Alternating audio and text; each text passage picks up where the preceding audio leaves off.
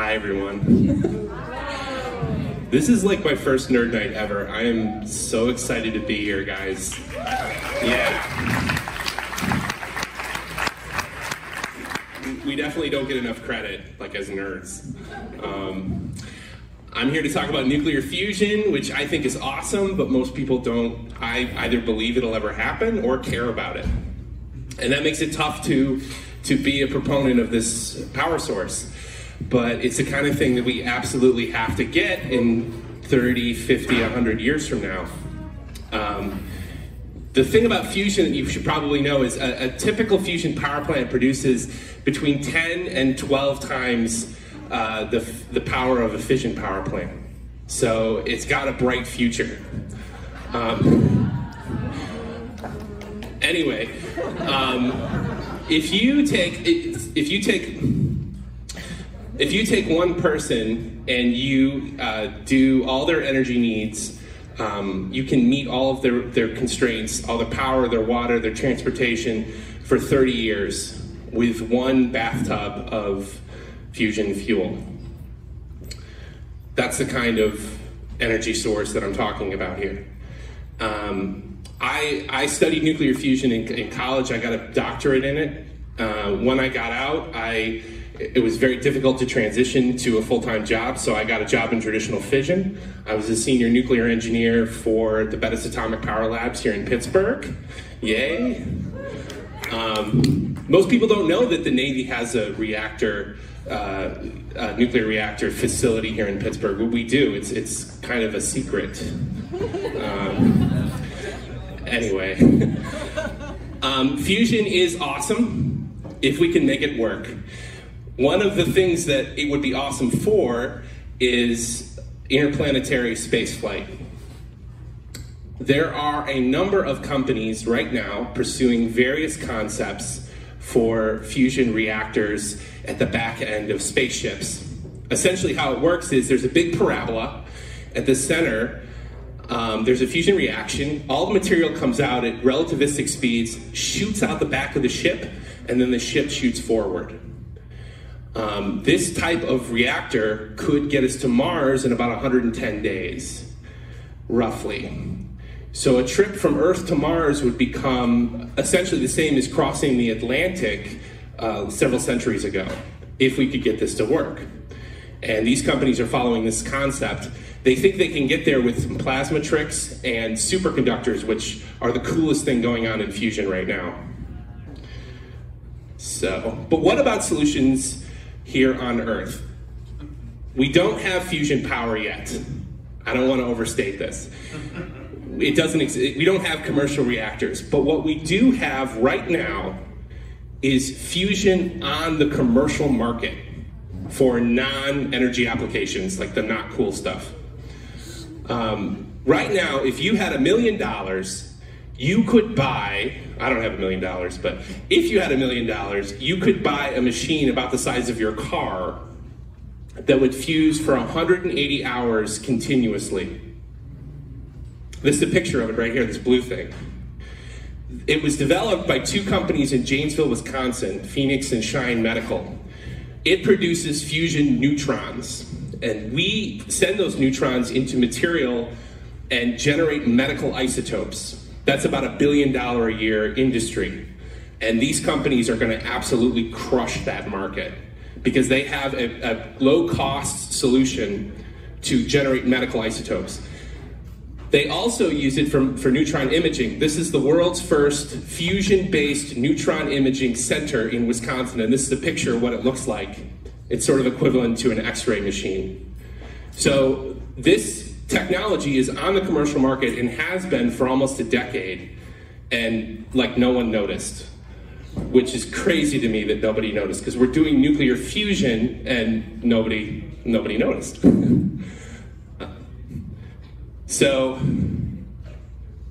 But unfortunately, we don't have fusion power yet. I am happy to report that right now, there are 26 private companies with $2.5 billion invested in private capital chasing commercially viable nuclear fusion reactors. This is an example of two of the teams. This one, General Fusion, is in Vancouver. They're a Canadian company. This, TAE Technologies, is in LA. And they both have different concepts. This one, between the two of these, this is about $1 billion of private capital. Gates and Breakthrough Energy Ventures are in both of these. Jeff Bezos invested in the General Fusion approach. It's very exciting. The most exciting teams are the MIT team and the Oxford team. There's two companies, they're about 200 people apiece, and they're chasing compact, high-field tokamak reactor concepts, which on superconductors can run continuously because they're superconductors. So this is a really, I think, one of our best bets for seeing a fusion power plant in the next 5 to 10 years. Maybe make net power, I don't know, we'll see. But it's very, very cool. I forgot to mention that these companies are following superconductors, plasma innovations, innovative reactor concepts, and then advanced engineering. The thing is that we've been at this since 1952. Does anyone know when the first fusion device actually worked and didn't blow up a building? Can anyone guess the year? Not 1952. 1957 was the first year that we actually did nuclear fusion in a machine that wasn't a nuclear bomb. And America did it, yes. America did it, go America. Super exciting. Los Alamos National Laboratory. It was so secretive they didn't tell anyone for at least a decade. But, so if you count that as the beginning, we've really been at this for 6 or 7 decades. And most of the world has not been paying attention, to be totally honest. I mean, we went through waves, like in the 80s it was really hot, and then it died off, Reagan killed the funding, whatever. So we've been slowly working through all this stuff, the research R&D community, when the world wasn't really paying attention. The way I would show that is this plot here, which plots fusion reactor performance against Moore's law. And Moore's law, of course, drives the $1 trillion microelectronics industry. Fusion has almost no money. But we managed to stay consistent and we made progress, orders of magnitude progress through the decades. So now we're at the point, especially with the superconductors, where we're seeing private groups able to do something that was traditionally only done in national government laboratories. The private groups in the last 10 years have been able to match or beat that performance, which I think is really exciting. We actually have now, in the last 3 years, formed an industry association. The private companies got together with a lobbyist in Congress, and we created this group to advocate for nuclear fusion. My consulting firm is down here in the corner, right down there. It's been very exciting. We have monthly meetings. We've now convinced a congressman from Northern Virginia to form a fusion caucus in the House, and they are having hearings on private nuclear fusion, with private nuclear fusion companies presenting to Congress.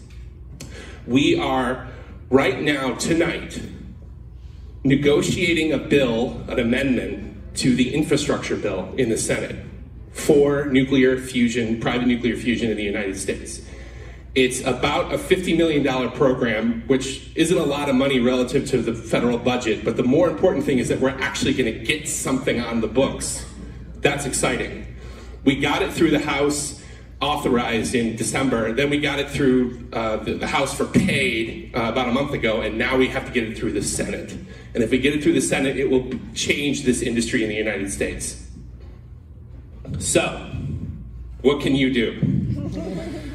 I'm gonna keep it short. If you want to support this bill, if you feel like this is something that the United States needs to get into, and if you feel like that's important, then something you could do tonight is you could call the Capitol. That's the number. All you have to, it's a totally voice operated. Just say one, say the state of Pennsylvania, say one again, and then leave a voicemail at Bob Casey or Pat Toomey's voicemail. And you can say, I support the Booker Amendment to Bill 2430. and hopefully they'll pass it. So if we get an infrastructure bill in the next couple of days, fusion energy might be included, which is really exciting.